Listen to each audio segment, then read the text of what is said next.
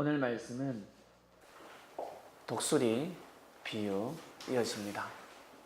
여러분 독수리 잘 알고 잘 아시죠? 이사야 선지자가 독수리에 대한 말씀을 선포했습니다. 46장 11절 내가 동방에서 독수리를 부르며 먼 나라에서 나의 모략을 이룰 사람을 부를 것이라. 내가 말하였은즉 정령 이룰 것이요 경영하였은즉 정령 행하리라. 동방에서 독수리를 부른다고 합니다. 독수리. 동방이 무엇이며 독수리가 무엇일까? 새를 가지고서는 하나님의 뜻을 이룰 수가 없습니다. 여기서 동방이란 바로 해 돋는 나라입니다. 요한계시록에서는 해 돋는 나라를 뜻합니다. 해 돋는 나라가 무엇일까? 해가 돋는 곳을 뜻하겠죠. 바로 여러분 여호수아 말씀 때 배운 것처럼 하나님이 함께 하시는 곳, 하나님이 자정하신 곳, 하나님이 역사하시는 곳, 거기를 동방이라고 합니다. 그리고 독수리란 무엇일까? 독수리란 많은 새들 중에서 독수리는 공중의 왕입니다. 새는 날아다녀야 합니다. 새가 뛰어다니는 거 보셨습니까? 닭, 오리 뛰어다니죠. 조금 납니다. 아주 긴급한 상황일 때 조금 몇 메다 나르죠. 근데 새는 반드시 하늘을 날아야 합니다. 땅을 나르면 아니 되고 하늘을 날아야 합니다. 사람들은 새를 부러워하지 않습니까? 하늘을 날아다니는 새를 부러워합니다. 공중의 왕이라고 표현을 합니다. 새를 보고 너무 부러워하잖아요. 공중의 왕, 그 많은 새들 중에서 누굽니까? 독수리입니다. 다른 말로 사명자를 뜻합니다. 하나님의 뜻을 가지고 오는 자. 독수리로 비유했습니다. 그래서 출애굽을 할 때 하나님은 독수리 날개로 너희들을 출애굽했다라는 말씀을 하십니다. 출애굽기 19장 4절 나의 애굽 사람에게 어떻게 행하였음과 내가 어떻게 독수리 날개로 너희를 업어 내게 인도하였음을 너희가 보았느니라. 아주 문학적인 표현입니다. 독수리 날개로 업었다고 표현을 합니다. 이스라엘 백성들을 독수리 날개로 업었습니다. 그리고 인도했습니다. 독수리 날개로 업어서 내가 약속한 땅, 내가 약속한 땅으로 인도하는 나의 능력을 너희들이 보지 않았냐라는 말씀인데 바로 출애굽입니다. 출애굽을 하실 때 하나님이 독수리 날개를 펼쳐서 백성들을 거기에 태워서 인도했다라고 기록이 되어져 있습니다. 진짜 독수리 날개에 올라탔습니까? 아니지 않습니까? 바로 사명자의 역사 속, 사명자의 말씀에 함께했다는 뜻입니다. 여기서 사명자는 누굽니까? 바로 모세입니다. 모세의 말씀의 권능, 모세를 통해서 하나님이 선포하신 그 말씀, 권능 속에, 권세 속에 함께했다는 뜻입니다. 모세는 사람이었지만 모세를 통해서 선포된 말씀은 사람의 말씀이 아니었습니다. 하나님의 말씀이었습니다. 하나님이 모세를 통해서 선포하셨습니다. 내가 나의 백성을 너를 통해서 이끌어내리라. 여러분, 이 말씀은 역사적 사실이 되어버렸습니다. 그런데 너무 놀랍지 않습니까? 이스라엘 백성들을 어떻게 출애굽시켰을까? 사람이 사람을 내어놓는 건 너무 힘듭니다. 그것도 한 사람을 구출하는 것도 아니고 한 가정도 아니고 민족이었습니다. 1, 2년 동안 10년, 20년 동안 애굽에 거한 것도 아니고 100년, 200년, 300년, 400년, 400년이 되었습니다. 정말 놀랍습니다. 사람들은 뿌리를 내렸습니다. 그 땅에 뿌리를 내렸습니다. 모든 사람들이 출애굽하고 싶어 라고 했겠습니까? 아닙니다. 애굽에서 잘 먹고 잘 사는 사람들은 거기가 좋은 것입니다. 이 땅이 좋은 것입니다. 가나안 땅 출애굽하기 싫으면 모세가 출애굽해야 된다 했을 때 돌았나 했을 것입니다. 우리 가정은 여기서 잘 먹고 잘 사는데, 우리 예전에 일제치하가 있었습니다. 우리나라의 국기가 바뀌면서 쌍놈에서 양반이 된 사람들이 있습니다. 그들은 축복받은 가정이라 생각했을 것입니다. 늘 힘들어하고 출세하지 못하고 신분 때문에. 근데 완장을 차고 나니까 가정이 잘 되었습니다. 가문이 잘 되고 있습니다. 다시 국기가 일장계에서 태극기로 바뀌길 원했겠습니까? 원치 않습니다. 그러나 하나님의 뜻으로 볼 때, 사람의 뜻이 아닌 하나님의 뜻으로 볼 때 이스라엘 백성들은 반드시 출애굽해야 합니다. 사람들은 반대를 하죠. 싫다고 하죠. 애굽에 있는 왕을 비롯해서 사람들 다 마찬가지입니다. 얼마나 착합니까? 얼마나 선합니까? 얼마나 많은 봉사를 했겠습니까? 얼마나 많이 베풀었겠습니까? 애굽의 사람들이 악했겠습니까? 참으로 착하고 선한 사람들이 많았습니다. 그러나 하나님의 섭리를 방해할 때는 생명의 보장을 하지 않습니다. 어쩔 수 없습니다. 여러분 그걸 아시나요? 한 청년이 성실하게 살았습니다. 그런데 이 청년이 사회 반감을 가지고 갑자기 납치를 했습니다. 그것도 누구를? 어린아이를. 어린아이를 납치를 하는 순간 이 청년은 대한민국 국민이지만 생명의 존엄성, 생명을 대한민국 헌법으로 보호를 받을 수가 없습니다. 그 청년을 죽여가면서까지 아이를 구출해야 합니다. 개만도 못한 생명이 되어버립니다. 순간 바뀌어버립니다. 어린아이를 납치를 하게 되면 전 국민이 어린아이 한 명을 살리기 위해서 그 청년은 죽어야 된다고 합니다. 구출 작전 가운데 청년이 죽었습니다. 반항을 하다가. 억울하다, 원통하다, 불쌍하다 하는 사람은 없습니다. 어린아이가 살았냐, 살지 않느냐, 여자든 남자든 그 어린아이가 살아야 합니다.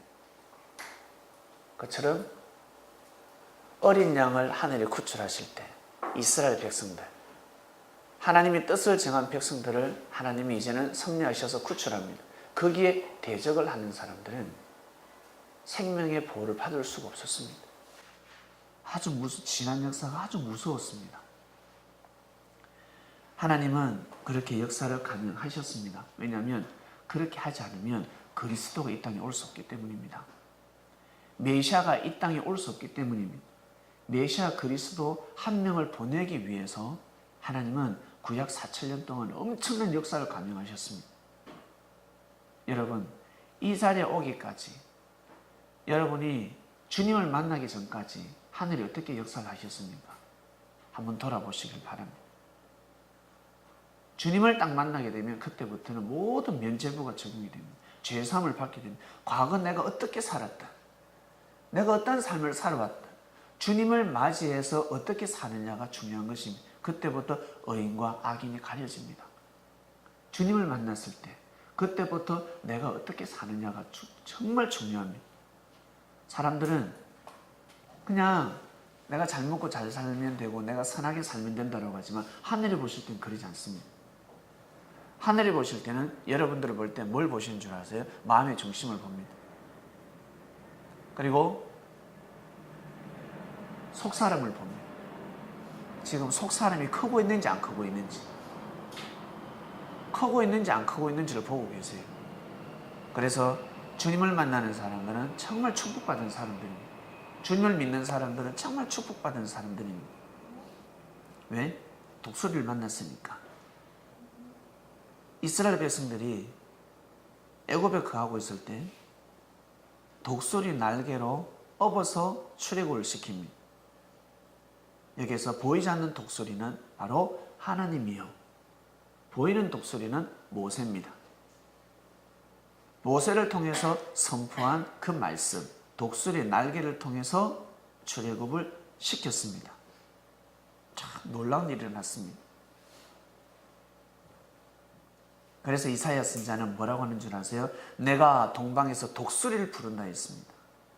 나의 모략을 이룰 사람. 내가 청령 말을 했다. 내가 분명히 경영한다. 독수리를 불러가지고 하나님의 뜻을 펼친다고 합니다. 바로 누구겠습니까? 동방에 독수리를 보낸다. 바로 예수님입니다. 이새의 줄기에서 한 싹이 나는 예수님을 뜻합니다. 바로 해돋는 나라. 2000년 전에 해돋는 나라 어디? 바로 이스라엘. 이스라엘입니다. 그곳에 하나님이 함께 하셨습니다. 해가 멈췄습니다. 바로 하나님 보시기 거기가 동방입니다. 동방. 그리고 다시 예수님이 다시 오신다 하셨습니다. 그 동방이 어딜까? 다시 예수님이 오시는데 기독교인들은 예수님이 진짜 구름 타고 온다고 믿고 있고, 예수님이 구름 타고 어디로 오실까? 역사가 지나면 알게 됩니다. 예수님이 영으로 강림하셔서 역사를 하는 그 땅이 어딜까? 그것은 시간이 지나야 합니다. 우리가 예수님이 역사하시고 지난 지 지금 2000년이 지났습니다. 우리 당연하게 믿지 않습니까? 예수님이 진짜 그리스도 메시아다. 2000년 전에 이스라엘 땅에 오셨다는 걸 당연하게 믿습니다. 그리고 지금 한 2000년 지났습니다. 지금 2000년 지나고 만약에 100년, 200년, 300년, 400년, 500년 정도 가게 되면 아마 후손들은 당연하게 알게 될 것입니다. 예수님이 영으로 어느 땅에 오셨는지, 지금은 긴가민가 어딘지 서로 재림주다, 내가 메시아다, 내가 독수리다, 곳곳에서 메시아 그리스도 판을 치고 있습니다. 시간이 지나야 합니다. 100년이 지나고 우리가 흙으로 돌아가야 됩니다. 육신이 흙으로 돌아가고 100년이 지나고 200년이 지나고 300년이 지나면 후손들은 그제서야 알게 됩니다. 진짜 진정한 독수리가 어디였는지. 독수리는 여러분 잘 아십니다. 독수리의 특징이 있습니다. 독수리라고 하면 제일 떠오르는 고사성어가 있습니다. 옛 성인들이 만들어냈습니다. 무엇입니까? 황골탈퇴라고 합니다. 황골탈퇴라는 것은 뼈를 새롭게 맞추고 태문을 다시 연다는 뜻입니다. 한마디로 다시 태어난다는 뜻입니다. 독수리가 솔개 꽌네. 새 중에 거진 제일 오래 산다고 합니다. 아직 70년, 80년을 산다고 합니다. 보약을 많이 먹은 독수리는 80년까지 가고 보통 50년 그리고 대략 70년 이렇게 산다고 합니다. 독수리가 70년 인생을 두고 40년째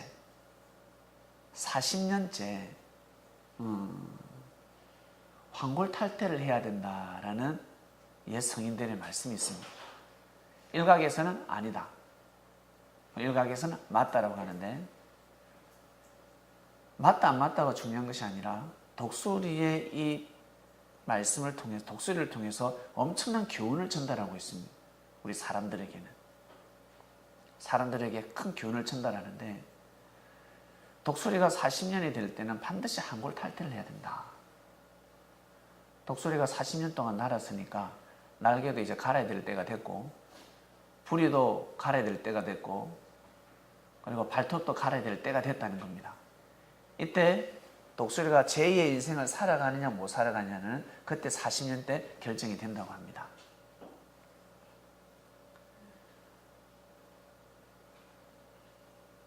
수많은 독수리 중에 거진 한 10% 정도, 한 몇 프로가 황골탈퇴를 해서 30년 더 살게 되고, 만약에 40년째 환골 탈태를 못하게 되면 40년, 40살 때 30년을 못 산다는 거예요.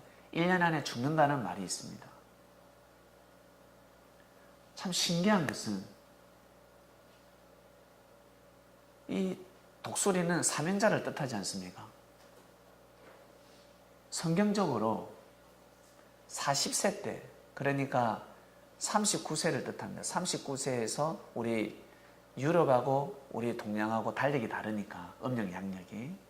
그래서 39세 플러스 마이너스 하면 38, 39, 40이 나옵니다. 대략 38, 39, 40이 나오는데 이때 성경적으로 사람들이 독수리 같은 사람들이 38세 때, 39세 때, 40세 때 상당히 중요한 결정을 해야 되더라는 거죠. 이때 잘못된 결정을 하게 되면 나머지 30년, 마치 남아있는 인생을 못 산다는 겁니다. 하나님의 뜻을 펼치지 못한다는 것입니다. 독수리 같은 사람들, 일반 새가 아니라 독수리 같은 사람들, 사명자들, 너무 중요하다는 것입니다. 이때가 너무 중요하다는 거예요. 그래서 독수리는 부리도 새로 갈아야 되고 발톱도 새로 갈아야 되고 날개를 새로 펼쳐야 된다지 않습니까? 그처럼 사명자들은 이때 이 말이 달라집니다. 말. 40세가 되면 말이 달라져야 합니다. 나이가 30세대 되든 40세대 되든 말을 똑같이 하고 있습니다. 더 이상 남은 인생은 볼 거 없습니다. 이 40세 고비 넘기 전에 우리 사람들은 반드시 이 부리가 달라져야 합니다. 부리가 새 걸로 바뀌어져야 됩니다.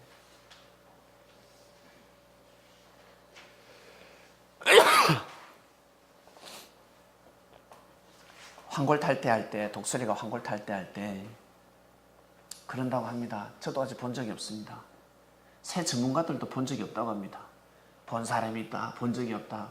근데 동영상으로 아직 그 근거가 기록을 기록이 되어 있진 않은데 옛 성인들의 말씀입니다. 독수리가 40년이 되면 이제 무리를 떠난다고 합니다. 절벽으로 올라간다고 합니다. 가서 자기만의 공간, 둥지를 틉니다. 그리고 이 부리가 계속 안으로 들어오니까 40년이나 이 쪼아 먹었으니 많이 먹었잖아요. 이거를 바위에 때려 부순다고 합니다. 아프지 않겠어요? 이걸 때려 부숴야지만이 새부리가 나온다고 합니다. 그리고 새부리가 나왔을 때 이제 발톱을 쪼아낸다고 합니다. 부리로. 발톱을 쪼아내고 그 다음에 자기 양 날개의 털을 다 뽑는다고 합니다. 벌거숭이죠. 이렇게 황골탈퇴를 150일 동안 한다고 합니다. 150일. 그러고 나서 이제 비상을 합니다. 힘없는 그리고 연약한 과감하지 못한 독수리는 황골탈퇴를 못한다고 봅니다. 1년 안에 죽는다고 합니다. 황골탈퇴를 한 독수리만이 이제 30년을 새롭게 비상하는 겁니다. 독수리한테는 이때가 너무 소중하다는 것이죠. 그처럼 하나님의 사명을 받는 사람들, 아마 모든 사람한테 해당이 되는 것 같습니다. 성경에는 사명자들로만 나오고 있습니다. 큰일 나는 사명자들. 모세가 40세 때 나의 신분이 히브리 족속이다라는 것을 알게 됩니다. 40세 때 황골탈퇴해야 되는 게 이제 왕관을 이 보이지 않는 왕관을 쓰고 살았잖아요. 왕자였는데 의복을 입고 살아갔고 신발은 뭘 신었겠습니까? 명품을 신었지 않겠습니까? 근데 그것을 어떻게 이제는 다 벗어요. 사상과 정신을 다 벗어야 되는 겁니다. 자기 입에서 나오는 부리를 이제는 바꿔야 되는 거예요. 평소에 선포했던 말이 달라져야 되는 거죠. 이스라엘 백성을 위해서 이제는 살아야 되는 왕자가 된 겁니다. 얼마나 힘들었겠습니까? 자기는 왕자의 몸에 피가 흐르고 있는데 알고 보니까 왕자의 피가 아니라 히브리 족속의 피가 흐르고 있었습니다. 이스라엘 민족의 족속에 노예의 피가 흐르고 있었습니다. 심각한 사안이죠. 이제 이것이 탄로가 나면 자기 죽는 겁니다. 심각한 겁니다. 모세가 얼마나 똑똑했는데 그 많은 왕자들 중에서 모세가 많은 사랑을 받았다고 합니다. 왕으로부터 뛰어나다. 근데 40세 때 모세가 자기 신분을 알게 됩니다. 그럼 자기가 가지고 있는 모든 부경화를 손을 내려놓아야 합니다. 그리고 모세가 해야 될 일이 무엇입니까? 이스라엘 백성들을 노예에서 풀어줘야 되는 겁니다. 이 사명을 해야 되는 것을 알게 됩니다. 40세 때. 결국 어떻게? 살인을 저지르고 도망을 가지 않습니까? 결국 보면 모세의 마음은 결국 받아들였다 못 받아들였다? 못 받아들였다. 그것을 못 받아들였다. 환골탈태를 하지 못했다는 것입니다. 그때 거듭났어야 되는데 거듭나지 못했다는 거예요. 결국 몇 년 동안 고생한다가 또다시 고생하게 됩니다. 몇 년? 40년. 80세까지 광야에서 80년 동안 40년 동안 고생을 합니다. 그러고 나서 하나님이 광야의 떨기나무에서 어떻게 해요? 호렙산에서 그 떨기나무에서 하나님을 만났다고 기록이 되어 있습니다.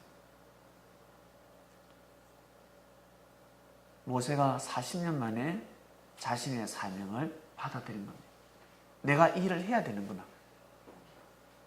그래서 다시 애굽으로 다시 자신이 들어갑니다. 40년이 더 걸렸습니다. 자신의 때를 놓쳤습니다. 자신의 때를 놓치고 뒤늦게나마 하나님이 모세를 통해서 역사를 하셨습니다. 여러분, 우리가 삶을 살아가다가 하나님의 섭리를 모르면 나는 지금 내 때야 라고 하거든요. 나이 한 60, 70이 돼서 우리 창명교회 와가지고 난 내 때를 맞이했어. 이미 아주 수년 전에 나를 만났는데 신앙생활 같이 할 수 있었는데 나이 다 들어가 인생이 해가 져가지고 나는 이제서야 깨달았습니다. 이미 때가 다 지났습니다. 이미 기회는 예전부터 있었더라는 거죠. 지나서 보면 다 하나님의 예정인 것 같은데 알고 보면 내가 책임 분담을 못한 겁니다. 하나님이 기다려 주신 겁니다. 정신 차릴 수 있도록 다시 믿음을 세울 수 있도록 기다려 주는 겁니다. 자신의 정신이 번쩍 들었을 때는 나는 이제부터야. 그렇게 깨닫는 것도 다행입니다. 모세가 40세 때 깨닫게 됩니다. 하나님은 다 준비시켜놨습니다. 그러나 모세가 못 받아들입니다. 그리고 40년 뒤에 다시금 모세가 애굽으로 가서 출애굽을 시킵니다. 놀라운 일이 일어났습니다. 독수리 날개를 넘어서 빼내버립니다. 이때 나이 모세 40세였습니다. 이스라엘 백성들은 몇 년 만에 출애굽을 하게 됩니까? 430년 만에 출애굽을 하게 됩니다. 430년에서 40년을 빼보세요. 모세의 40세 나이에. 빼면 몇 년입니까? 380년이죠. 3839 40일 걸렸습니다. 380년. 이때 사실은 나와야 합니다. 근데 사명자가 믿음을 지키지 못함으로 인해서 어떻게 40년이 딜레이가 되는 겁니다. 결국 430년 만에 출애굽을 하게 됩니다.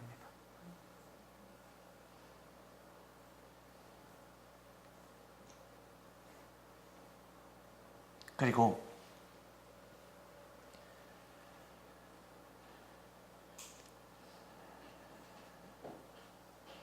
요한복음 5장 1절입니다.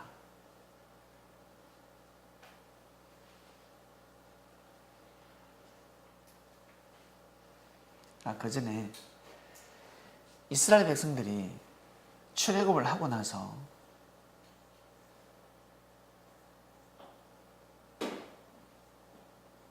광야에서 수십 년을 헤맵니다. 38년, 39년, 40년입니다. 원래는 10하루길이면 들어갈 수 있었습니다. 광야를 지나갈 수 있었습니다. 성인들 걸음, 빠른 걸음으로. 그런데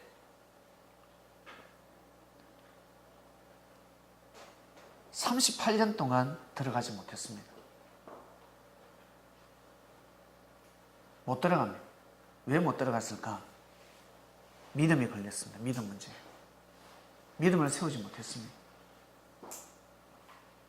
믿음을 못 세웠습니다. 결국 못 들어가게 되고 이제 여호수아가 등장하지 않습니까?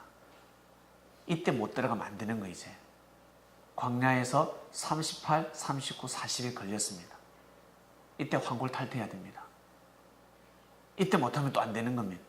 모세가 여호수아가 밀어붙여서 가나안 땅으로 들어가지 않습니까? 신광야에서 38, 39, 40이 걸렸습니다. 마치 독수리가 환골탈퇴해야 되는 그때였습니다. 이때 반드시 환골탈퇴를 했었어야 됩니다. 결국 환골탈퇴를 하게 됩니다. 얼마나 뼈아픈 고통을 겪었겠습니까? 이 가나안 땅에 들어가야 하는데 얼마나 무서웠겠습니까? 자, 그리고 요한복음으로 넘어옵니다. 요한복음에 보면 5장 유대인의 명절에 예수께서 예루살렘에 올라가시니라. 예루살렘에 있는 양문 곁에 히브리 말로 베데스다라는 연못이 있습니다. 거기 행가 5이 있고 그 안에 많은 병자, 소경, 절뚝발이, 혈기, 마른 자들이 누워 물의 동함을 기다리니, 물이 동한다는 것은 누구도 손대지 않는데 물장구가 치는 겁니다. 이는 천사가 가끔 못에 내려와서 물을 동하게 하는데, 동한 후에 먼저 들어가는 자는 어떤 병에 걸렸든지 낫게 됩니다. 제일 먼저 뛰어 들어가는 사람. 그래서 5 행각에 사람들은 수영복을 입고 항상 대기하고 있었습니다. 근데 거기 38년 된 병자가 있었습니다. 이 병자는 못 들어갑니다. 동작이 느립니다. 일어날 수가 없으니까. 동하는데 뛰어 들어가려고 하면 못 들어가는 겁니다. 예수께서 그 누운 것을 보시고 병이 벌써 오랜 줄 아시고 네가 낫고자 하느냐? 병자가 대답하되 주여, 물이 동할 때 나를 못에 넣어줄 사람이 없어서 내가 가는 동안 다른 사람이 잽싸게 항상 먼저 들어갑니다. 저는 들어가려도 못 들어갑니다. 못 들어가는 거예요. 38년 된 병자가. 예수께서 가라사대 일어나서 네 자리를 들고 걸어가라. 예수님이 낚여버렸습니다. 예수님이 이 38년 병자를 낚여버렸습니다. 이것은 38년 된 병자, 이 한 사람을 뜻하는 것이 아니라 이스라엘 민족을 뜻합니다. 이스라엘 민족은 38년 된 병자와 같았습니다. 38년 된 병자가 주님을 맞이해야 될 때 맞이해야 되듯이 이스라엘 백성들이 맞이하지 못하고 있습니다. 계속 기다리고 있습니다. 하늘에서 구름 타고는 하나님을 기다리고 있습니다. 영적 불구자들인데 어찌 하나님을 맞이할 수 있겠습니까? 못 맞이하는 것입니다. 성경에는 38년 된 병자로 기록되어 있습니다. 이 병자는 믿음을 지켰습니다. 38년 된 병자. 믿고 예수님께 낫고자 한다고 했습니다. 예수님을 믿었다는 겁니다.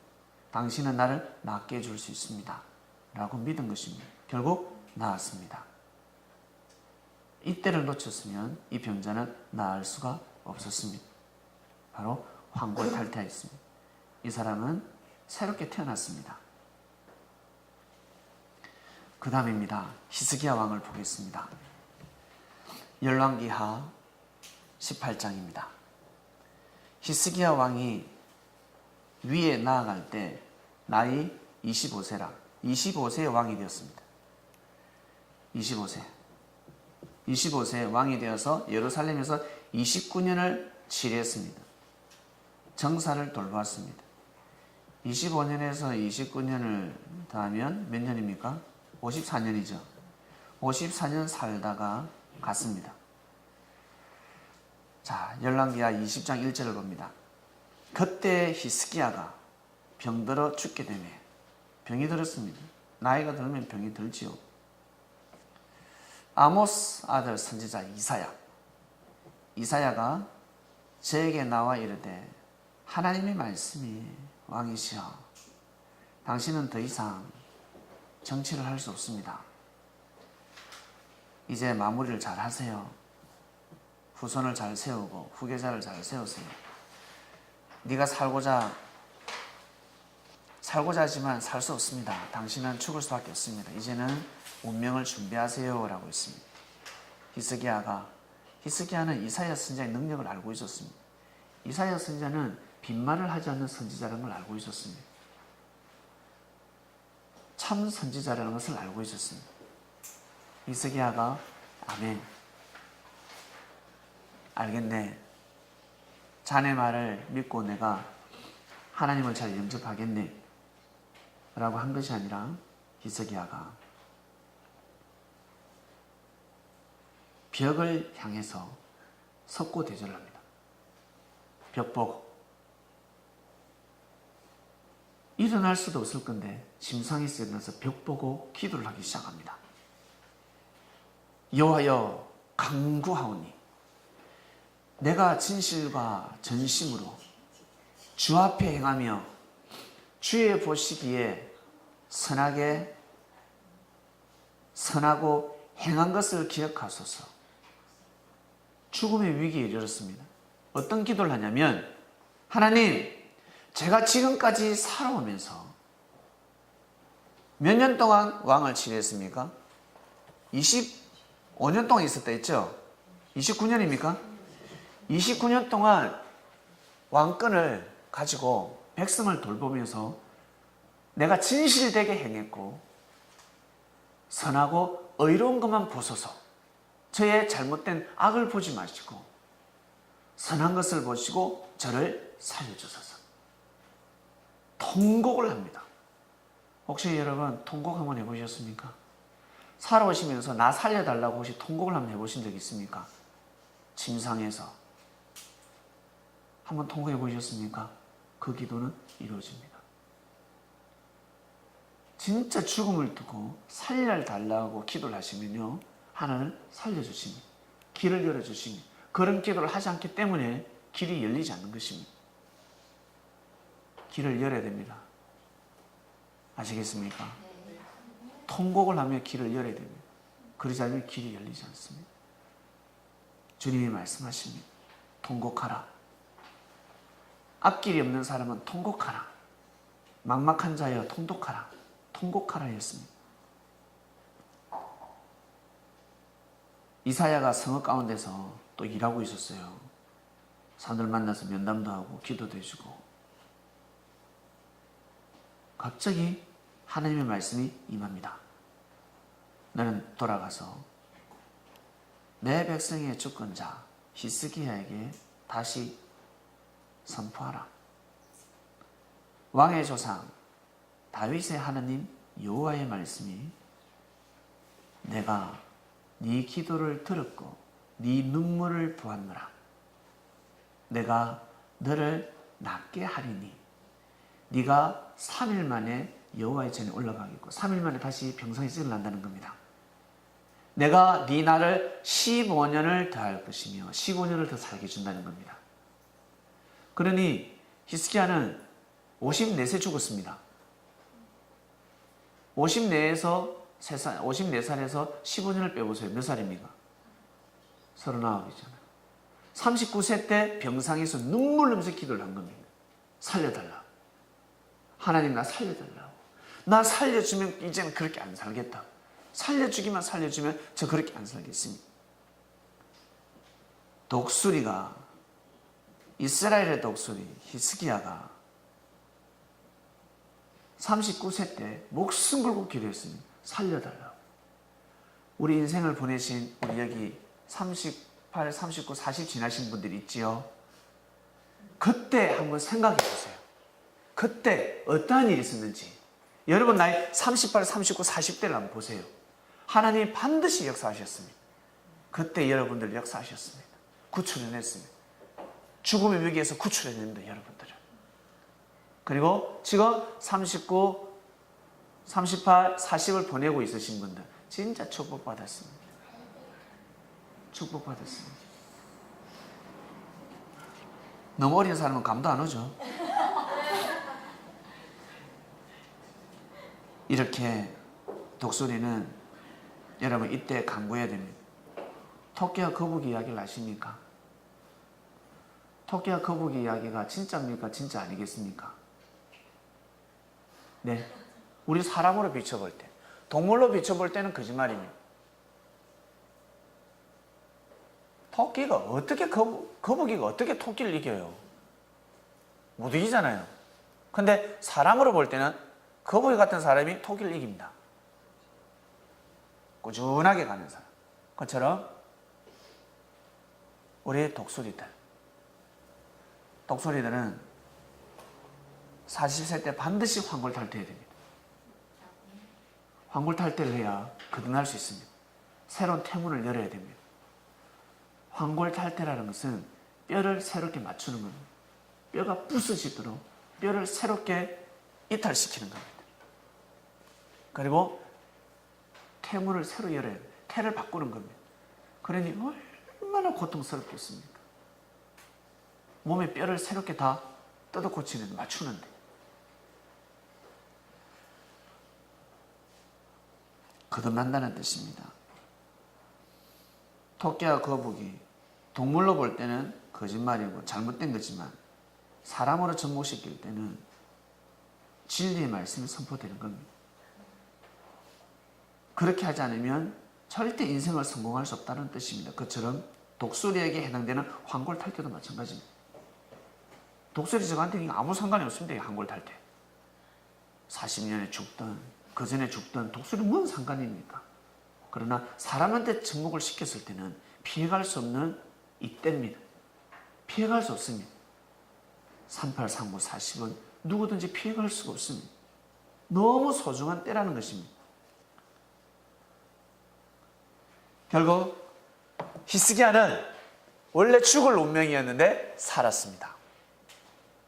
하나님이 죽는다 했는데 살았습니다. 히스기야가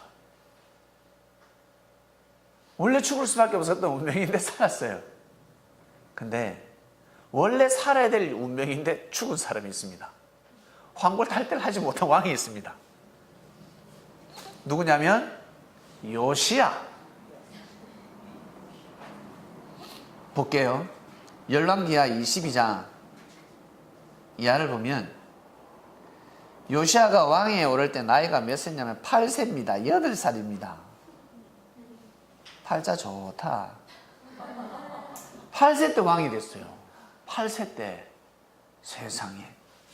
그러고 나서 몇 년간? 31년간 다스렸습니다. 결국 39세에 꽥! 39세에 죽었습니다. 이 요시야는 머리가 비상했습니다. 율법을 절대 믿었거든요. 왜? 율법을 믿는 왕들은 다 태평성자들이라는 겁니다. 그래서 자기 주위에 선지자들을 두고 하나님을 절대 믿었습니다. 율법을 중심했습니다. 8살 때 왕위에 올랐다가 16세 때부터 본격적으로 하나님을 믿기 시작했습니다. 하나님을 너무 잘생겼어요. 그러다 20세 때는 우상을 타파했습니다. 이스라엘 전체에 우상을 타파시켰습니다. 종교개혁을 일으켰습니다. 하나로 만들었습니다. 종교를 하나로 만드는 게 제일 어렵습니다. 자녀를 많이 두신 부모님들 가정에 종교를 하나 만들기가 종교개혁하기가 얼마나 어려운 줄 아세요? 자기 걸 다 내어놓아야 합니다. 불교 절에 다니는 자식을 교회로 데려오려면 차도 사줘야 되고 집도 사줘야 되고 말로 안 될 때는 옷도 사줘야 되고 용돈도 터득해 줘야 돼요. 그렇게 해서 데려올 수 있습니다. 한 곳으로 모으는 데는 너무너무 힘듭니다. 부모가 지혜로우면 물질로 해서라도 데려올 수 있는데, 근데 부모들이 지혜롭지 못하거든요. 말로 하려고 한다. 말. 내 말 들으라. 내 말 들으라. 나하고 교회 가자. 교회 가자. 이런 교회가 갑니까? 안 가지. 차 한 대 사주면서 교회 몰고 와. 너 절에 걸어갈래? 아니면 교회 올 때 이 차 타고 몰고 올래? 차키 딱 주면요, 무조건 교회 옵니다. 잡을 수 있습니다.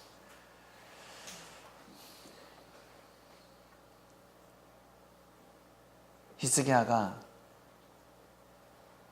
겉으로 백성들의 마음을 잡기 어려웠던 종교개혁, 우상을 타파시켜버립니다. 대단합니다. 그 나이 20세 때 밀어붙였습니다. 그리고 24세 때부터는 유월절을 거대하게, 이스라엘 어떤 열왕들 중에서도 세우지 못했던 제일 거대한 유월절을 지킵니다. 하나님 보시기에 참으로 아름다웠습니다. 왜? 유월절을 들으면 들을수록 유월절 올라간 제사상의 음식들은 백성들한테 풀어진단 말이에요. 왕이 먹는 것이 아니라 백성들한테 풉니다. 그래서 하나님, 하늘에는 영광이요 땅에는 평화였습니다. 요시아가 기도하는 거 하나님이 안 들어주시겠습니까? 다 들어주지 않겠습니까? 각 나라 왕들이 제일 근심걱정거리가 있습니다. 뭐냐면 국방입니다. 국방. 우리나라 대통령도 제일 근심거리가 무엇입니까? 국방입니다. 경제도 중요하다고하지만, 무역도 중요하고 문화예술도 중요하지만, 교육도 중요하지만 제일 소중한 것이 무엇입니까? 국방입니다.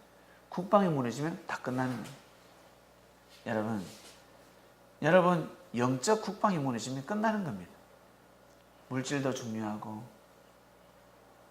지식도 중요하고 여러분의 꿈도 중요하지만 영적인 국방이 무너지면 다 끝나게 되어 있습니다. 결국 영적 국방이 무너진 사람들은 나중에 나이 들어서 뭐라고 합니까? 인생 허무하다라고 해버리잖아요. 내가 인생 헛살았다 라고 합니다. 영적 국방이 무너졌기 때문에 그렇습니다. 싹 다 빼앗아가 버립니다. 요시아는 제일 근심 걱정이 국방이었습니다. 주변국에서 강대국들이 있었으니까. 위에는 아수르, 밑에는 애굽. 뭐라 그럴까? 이 사면초가였습니다. 피할 길이 없었습니다. 항상 죽음이 도사리고 있었습니다. 이럴 때 요시아가 늘 기도했던 것이 있습니다. 자신의 나라 국방을 위해서 늘 기도했습니다. 하나님이 요시아의 기도를 들어주겠습니까? 안 들어주겠습니까? 들어주십니다. 어느 날 애굽의 너구 왕이 나한테 하나님이 말씀하시더라. 저 위에 저 너희들의 원수 국가 적군을 갈그미스를 치라 가라 하더라. 그 아수르의 속국들이었습니다. 거기를 치라 하더라. 요시아가 기가 찬 겁니다. 애굽의 왕이 하나님의 이름을 걸고 나왔습니다. 하나님을 믿지 않는 놈들이. 거기는 국교가 하나님이 아니었다는 거죠. 우상이었거든요. 근데 하나님이 보내서 왔다라고 하는 겁니다. 기가 막힐 노릇입니다. 10만 대군을 이끌고 왔습니다. 그 당시 10만 대군이면 지금은 1000만 대군입니다. 어마어마합니다. 어마어마한 군인들이 지금 올라오고 있는 겁니다. 그래서 요시아에게 이스라엘 땅을 비껴달라. 우리가 갈 수 있도록 그 길을 내어달라고 했습니다. 우리하고 붙지 마라. 우리하고 붙지 말자. 우리는 저 위에 아수르를 치러 간다. 저 북진 정책, 북쪽을 향해서 우리 나아간다. 너희들과 전쟁하러 온 것이 아니다 라고 합니다. 땅을 내어달라. 요시아가 심각합니다. 주변의 대신들이, 선지자들이 많은 말씀을 했겠죠. 결국 요시아가 고민 끝에 변장을 합니다. 변장. 이때 선지자가 누가 있었습니까? 예레미야가 있었습니다. 근데 예레미야 선지자가 요시아 왕에게 가까이 가지 못합니다. 이 요시아가 떨빵한 거죠. 그러니까 진짜 선지자를 자기 옆에 두지 못했습니다. 요시아가 변장을 해서 복면가왕 하시는 거, 복면을 쓰고 나갑니다. 전장터에 복면을 쓰고 나서 붙어버립니다. 애굽의 너고왕하고 붙어버립니다. 이런 통탄할 일이 어디 있습니까? 전장에서 왕은 잘 안 죽지 않습니다. 근데 적군이 쏜 화살이 쭉 날아와서 요시아의 가슴에 팍, 심장에 그대로 팍 꽂혀버렸습니다. 내가 죽었다고 하지 마라라라 하면서 죽었습니다. 이 나이 39세 때였습니다. 요시아 왕 39세 때. 자신의 소원이 이루어지는 때였는데, 자신의 소원이 이루어지는 해에 요시아는 죽었습니다.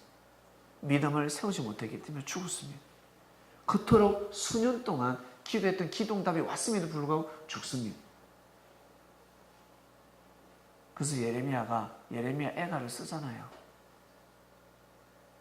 웁니다. 통탄할 일입니다. 죽지 말아야 될 왕이 죽은 것입니다. 이스라엘은 또 초토화가 됩니다. 애굽의 왕이 가만히 있겠습니까? 이 나이 39세 때였습니다. 독수리가 황골 탈퇴해야 될 때였습니다. 자신의 사상과 정신을 바꿔야 될 때였습니다. 그 다음 요셉으로 넘어갑니다. 요셉이 꿈을 꾸고 나서 미움을 받습니다. 보다 이상적인 꿈을 꿨기 때문에. 어릴 때 나는 대통령이 될 거야. 너 꿈이 무엇이니? 나는 대통령이 될 거야 하면 무시당합니다. 친구들한테.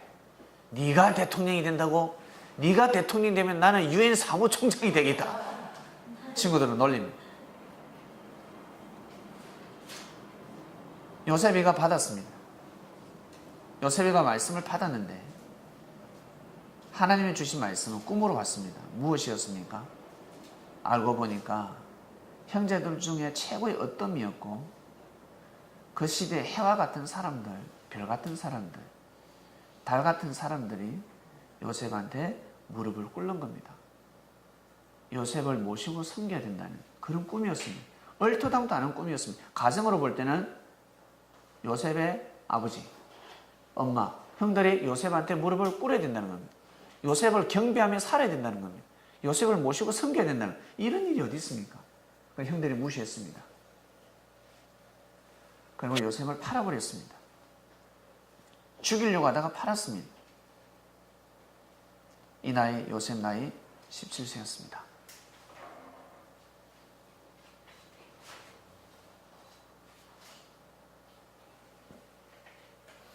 애굽으로 팔려가서 참 많은 고초를 겪습니다. 인신매매를 당했지요. 이제는 노예 생활입니다. 노예, 말이 노예지.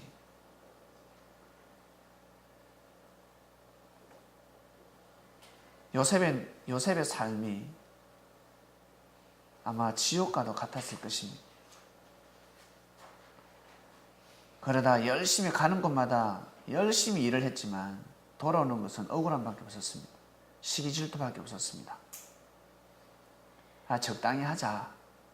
나도 적당히 눈치 맞춰서 적당히 구라치고 적당히 게으름 피우면서 적당히 살자 라고 할 수도 있는데 요셉은 그러지 않았습니다. 항상 최선을 다하는 삶을 살았습니다. 진실된 삶을 살았습니다.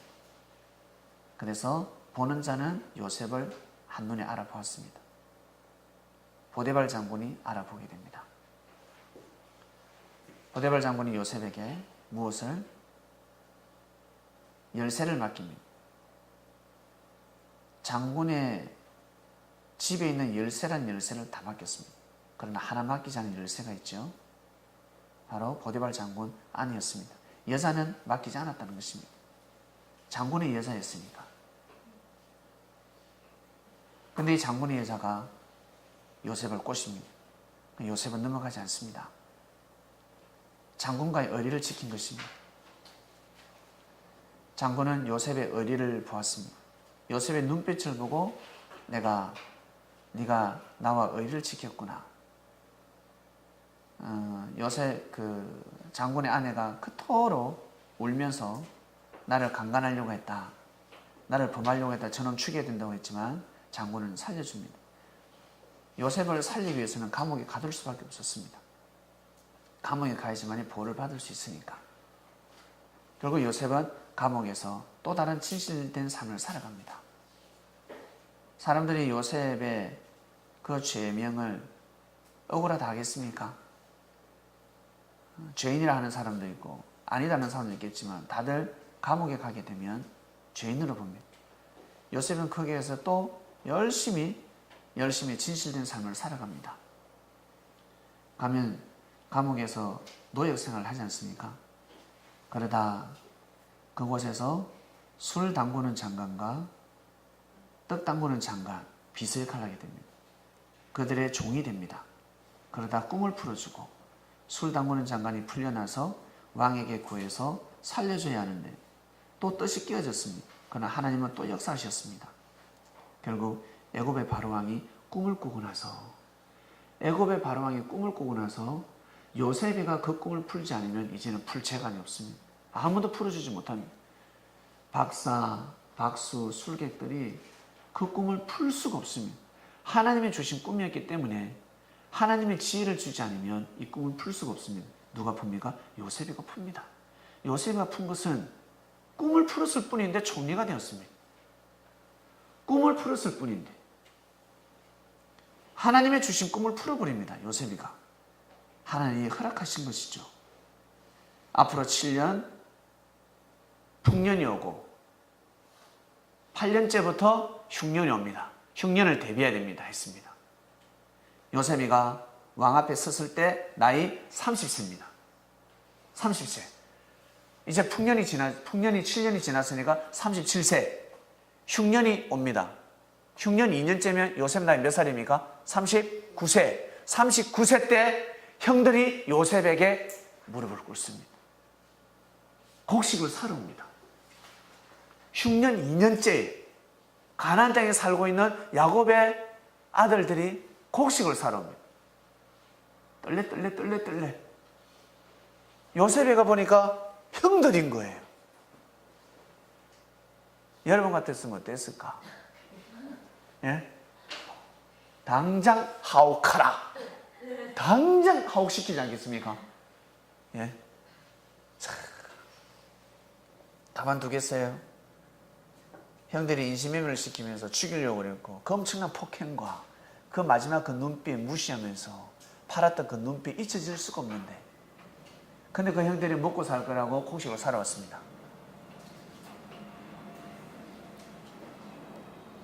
아마 제 같으면 쌀 보리 한 가마를 주면서 1인당 한 가마를 주면서 손으로 다 깔아 했을 겁니다. 그것도 하루 만에 다 깔아. 다 까지 못하면 죽는다. 근데 요셉이가 39세 때 형을 보는 거예요. 요셉이 악한 마음을 먹지 않습니다.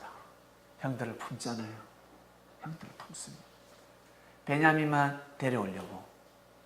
형들의 속마음을 알 수가 없으니까 베냐민 포대자리 언자를 넣어서 베냐민만 자기 종으로 삼는다 했는데 거기에서 형들이 나서잖아요. 이제 우리가 잘못했습니다. 우리 잘못했습니다. 저끼리 막 이야기를 해요. 말해 씨발 내 요셉 팔지 말아 했잖아. 막 자기들이 무시무시하기 시작합니다. 수십 년 전에 그때 그 요셉을 손대지 말라 했잖아. 요셉한테 우리가 해를 끼치는 바람에 우리한테 지금 이런 재앙이 왔다. 부터 해서 우리 아버지 어떡하나, 우리 베냐민 못 가면 우리 죽는데, 와 미친놈들 형들이 울기 시작하는. 요셉이 그 이야기를 다 했습니다. 그들은 요셉이가 애굽 왕자였기 때문에, 애굽의 총리였기 때문에 히브리 언어를 모른다 생각했어요. 요셉이가 그 곡식을 사러 왔을 때 중간 통역자들을 세워두고, 각 나라에서 오니까 통역자들을 세워두고 그들을 거래했단 말입니다. 근데 요셉은 히브리인이기 때문에 히브리어를 알고 있었습니다. 하는 소리를 다 알고 있었어요. 다 들리는 거예요. 요셉은. 그 요셉이가 눈물을 흘리잖아. 요셉이가 형들을 품잖아요. 형들을 품어버립니다. 형, 나 먼저 하나님 보냈어. 우리 가정을 이토록 사랑하시사 우리 가정을 다 살리려고. 형, 이 애굽에 하나님이 나를 먼저 보냈어. 아발까라바라 까라빨라따따. 막 통역 없이 이야기를 해버려. 그 나이 몇 세? 39세였습니다. 39세. 39세 때 요셉이가 환골탈태라는 겁니다. 품지 못할 형들을 품는 겁니다. 요셉이가 이 형들을 품었다는 것은 바로 역사를 품었다는 겁니다. 하나님은 사람을 통해서 역사하시니까. 결국 12아들, 야곱의 12아들을 통해서 민족이 형성되지 않습니까? 우리 여기 계신 분들, 우리 주님의 제자들이요, 우리 형제들끼리 서로 품게 되면 민족을 품게 되는 겁니다.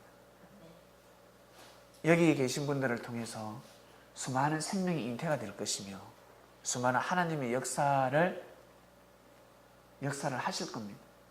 그래서 반드시 사람을 품어야 합니다. 형제의 모순점을 품어야 합니다. 형제를 품어야 하나님의 역사를, 하나님의 뜻을 품게 되는 겁니다.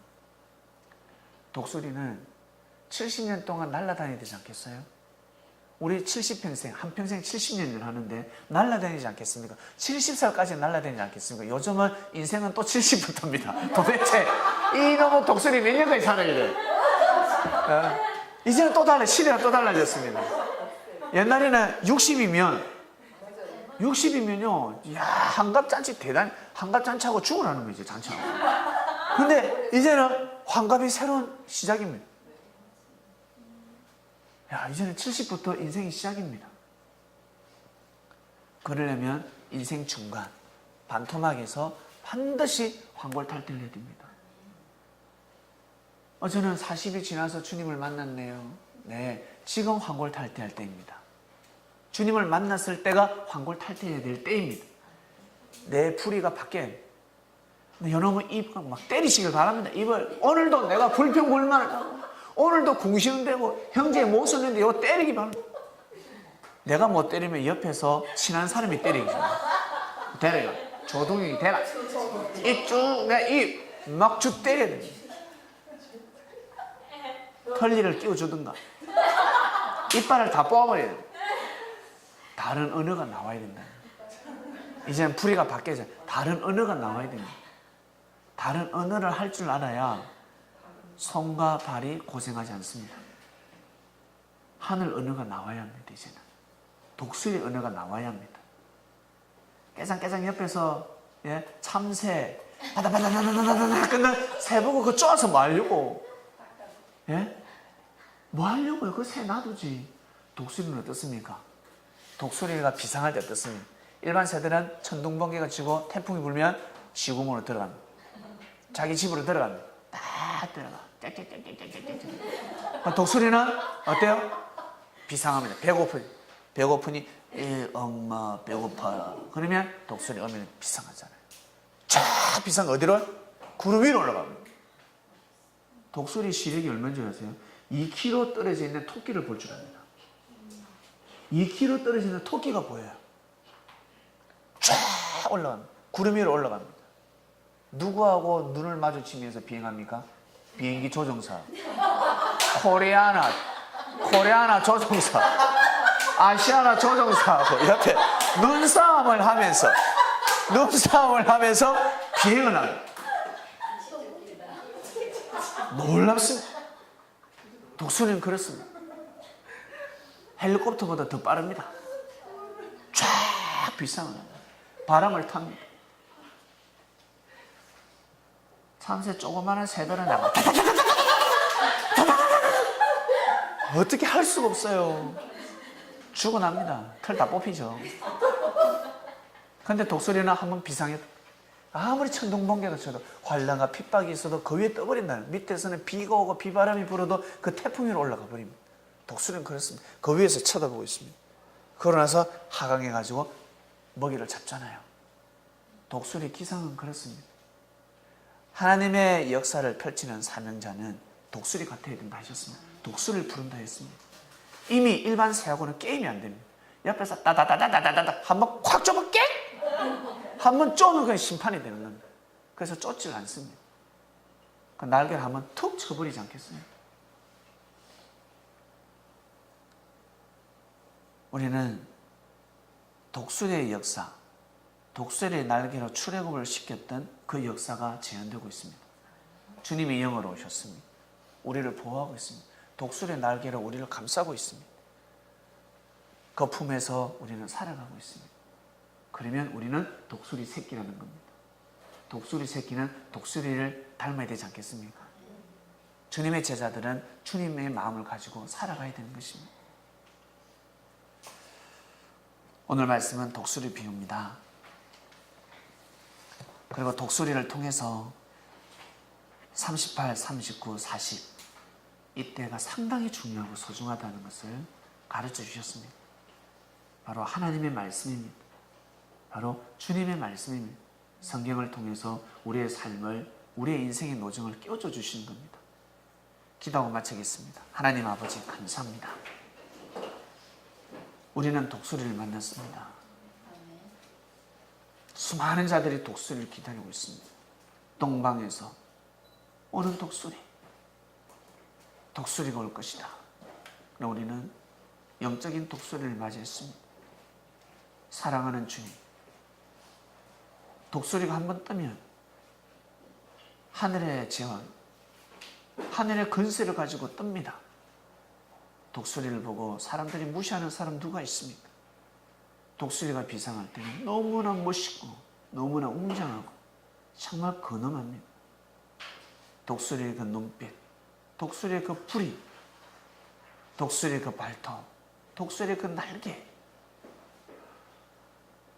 자연의 섭리를 주관하며 태풍과 싸워 쓰기고 비바람을 뚫고 나가는, 번개 속을 향해서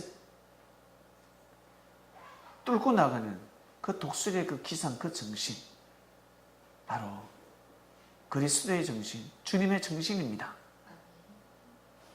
그 정신 저희들에게 부어주시고 저희들이 그러한 독수리가 돼서 삶을 살아가라고 항상 귀한 말씀을 내려주시는 은혜 진심으로 감사함을 드립니다. 오늘 독수리의 비유, 내가 이미 독수리를 보냈다. 독수리를 이미 보냈으니 독수리다운 삶을 살도록 하라. 오늘 독수리 비유를 통해서 시대를 더욱더 우리는 하나하나 알아가고 있습니다. 아, 정말 귀한 삶을 살아야 되겠구나. 내 생각이 바뀌어져야 되겠구나. 내가 주님을 모시고 있는데 독수리 날개 안에서 내 부리도 바뀌어야 되겠구나. 내 날개도 바뀌어야 되고 내 발톱도 바뀌어야 되겠다. 그래야 남은 생을 독수리같이 환난과 핍박과 비바람과 풍파가 몰아친다 할지라도 아랑곳하지 아니하고 뜻을 향해서 하나님의 의를 세우기 위해 날개를 펼치는 그런 자가 될 수 있겠구나라는 것을 더욱더 실감합니다. 독수리, 저희가 독수리 같은 정신을 가지고 삶을 살아갈 수 있도록 기회를 주시고 은혜를 주신 은혜에 정말 감사함을 드립니다. 많은 사람들이, 만민들이 독수리의 말씀을 통해 은혜를 받고 하나님을 경외하는 삶을 살아갈 수 있도록 은혜를 베풀어 주시옵소서. 감사함을 드리며 사랑하는 주님의 이름으로 기도드립니다. 아멘. 네, 마치겠습니다.